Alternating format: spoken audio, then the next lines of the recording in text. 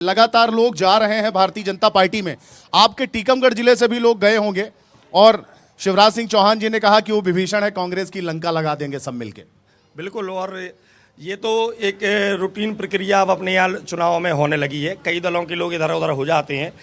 कई बार प्रतिशत किसी पार्टी का ज़्यादा हो जाता है, किसी पार्टी का कम हो जाता है। विधानसभा चुनाव में हमारे यहाँ आने वालों की संख्या बहुत ज़्यादा थी भाजपा से। अब लोकसभा चुनाव में हमारे यहाँ से जाने वालों की संख्या ज़्यादा है, इस बात में कोई दो राय नहीं है। और इस बात को लेकर हमारी पार्टी आत्मचिंतन करेगी, कहाँ हमसे चूक हो रही, कहाँ हमसे गलती हो रही, क्यों हमारा कार्यकर्ता हमसे वही तो नहीं कर पा रही है कांग्रेस। आत्मचिंतन और मंथन ही तो नहीं कर पा रही और कुछ निकल क्यों नहीं पा रहा उससे? परिणाम सारी परिस्थितियां पैदा कर देते हैं भैया, और परिणाम ही मुंह बोलते हैं। अभी हमारा कार्यकर्ता एकजुट है, हमारा कार्यकर्ता लगनशील है। अभी लोकसभा चुनाव की वोटिंग 26 तारीख के लिए पूरा कार्यकर्ता मन बना चुका है। बूथ लेवल पर लड़ाई लड़ने को हम लोग तैयार हैं। लड़ाई लड़ने के लिए तैयार हैं। टीकमगढ़ को आप बहुत करीब से जानते हैं। उमा भारती और सत्यव्रत चतुर्वेदी जैसे लोग भी यहाँ से चुने गए।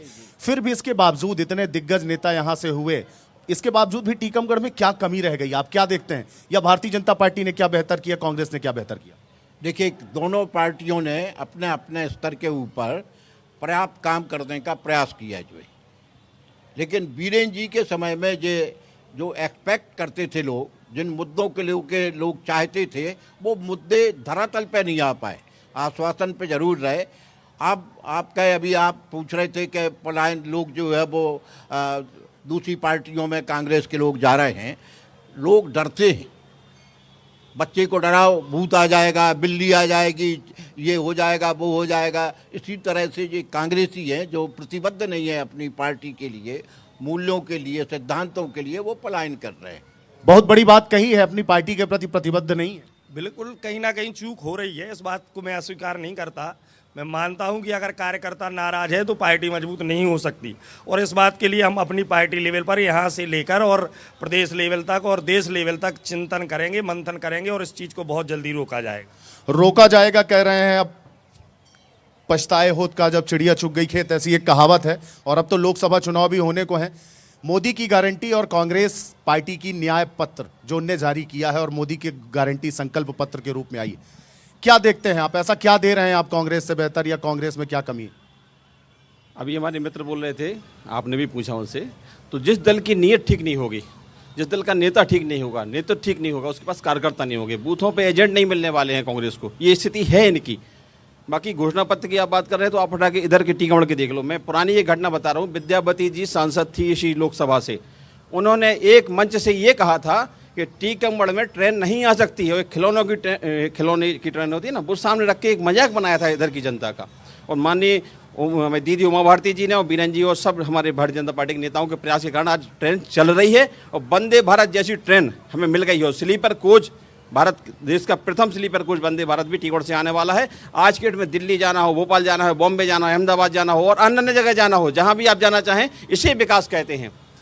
गरीब को देना, आवास देना विकास कहते हैं।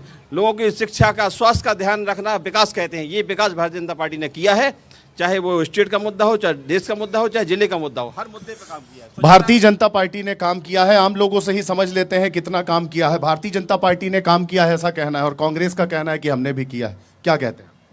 देखिए, मेरे ख्याल से तो कांग्रेस आज नेतृत्वहीन हो चुकी है। बिना बस के ड्राइवर की तरह है। जैसे बस में कोई ड्राइवर नहीं होता तो सवारियाँ कूद जाती हैं। जगह जगह आप देख रहे होंगे, हर कार्यक्रम में पूरे मध्य प्रदेश के अलग अलग जिलों में कांग्रेस के कुछ कार्यकर्ता, बड़े से बड़े कार्यकर्ता भागने की तैयारी में। इवन मुझे सुनने में आया था कि कमलनाथ जी भी कांग्रेस को छोड़कर भारतीय जनता पार्टी में ज्वाइन करने वाले हैं। कुछ तो होगा, कोई कारण तो होगा। विकास होगा, मोदी जी का चेहरा होगा, एक देश का नाम पूरे विश्व में रोशन हुआ होगा, राम मंदिर बना होगा, 370 हटी होगी। इस देश के किसान, महिला, बच्चा, बूढ़ा, किसी अगड़े पिछड़े हर वर्ग का कल्याण हुआ होगा। किसी तरह का कोई काम तो हुआ, तब तो कांग्रेस आज डूबने की कगार पर है। राम मंदिर कितना बड़ा मुद्दा मानते हैं इस बार लोकसभा चुनाव में आप? अब राम मंदिर का मुद्दा बचा ही कहाँ है? राम मंदिर बन गया है। भारतीय जनता पार्टी के खाते गई है ये उपलब्धि? पूरा भारतीय जनता पार्टी के खाते में गई है। और भारतीय जनता पार्टी ने 80 से लेकर अभी तक पूरा राम मंदिर के लिए ही काम किया है।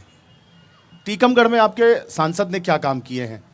क्या काम नहीं किया है आप बता दें? बताइए। मेडिकल कॉलेज, रेलवे का, स्वास्थ्य का, हर चीज़ का यहाँ काम किया है।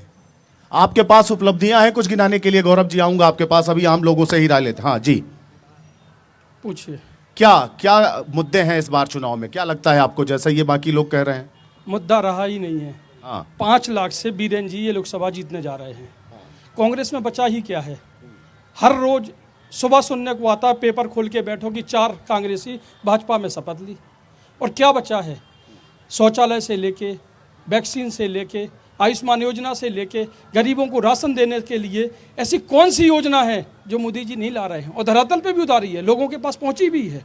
एक पोलियो बीमारी आई थी 100 साल पहले, कांग्रेस को उसको 70 साल तक उसके टीके लगाती रही, और अफसर में ये तलाशती रही कि हम कहाँ इससे कमाई कर लें।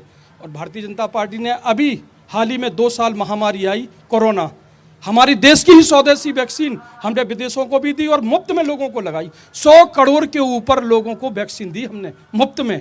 तो ये मोदी जी का। युवाओं के क्या मुद्दे हैं उनसे समझ लेते हैं। युवाओं के लिए क्या मुद्दे होने वाले हैं इस बार के चुनाव में, बताइए। बोलिए भाई, बोलने में भी परहेज है आप लोगों को, बोलते क्यों नहीं? बाद में दोबारा खा लीजिएगा। युवाओं के लिए है कोई मुद्दे, बताइए।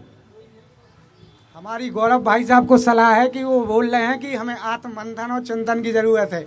आप हमारे बूथ लेवल के कार्यकर्ताओं को देख लो, आपका आत्ममंथन भी हो जाएगा कैसे काम करता है राष्ट्र हित के लिए। आपकी पार्टी को कुछ सुझाव अभी से देना चाहते हैं। कार्यकर्ताओं की पूछ परख नहीं है, इनका ऐसा कहना है। मुझे लगता है ये आपके ही कार्यकर्ता है, इनका ऐसा कहना है कि कार्यकर्ताओं को देख लो कितनी शिद्दत से काम करता है तो आपका मंथन हो जाए।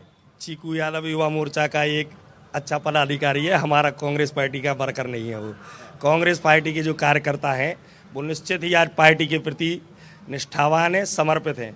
हम आपसे बार बार एक बार बोल रहे हैं कि कहीं ना कहीं स्थितियां खराब होती हैं, लोगों में डर आता है, सत्ता का भय आता है, कई प्रकार की चीज़ें आती हैं जिससे लोग यहाँ से वहाँ होते रहते हैं। और ये कोई ऐसी प्रक्रिया नहीं है जो अकेले हमारे दल में हो रही हो। कई बार भाजपा के कई सारे लोग हमारे दल में आए। अब ऐसी कई चीज़ें हैं जिनको लेकर भाजपा आज बैकफुट पर है। और आप एक बार बताओ ना, अगर इतनी बैकफुट पर नहीं होती 2023 में हम कैसे पूरी की पूरी विधानसभा अपने जिले में जीतते।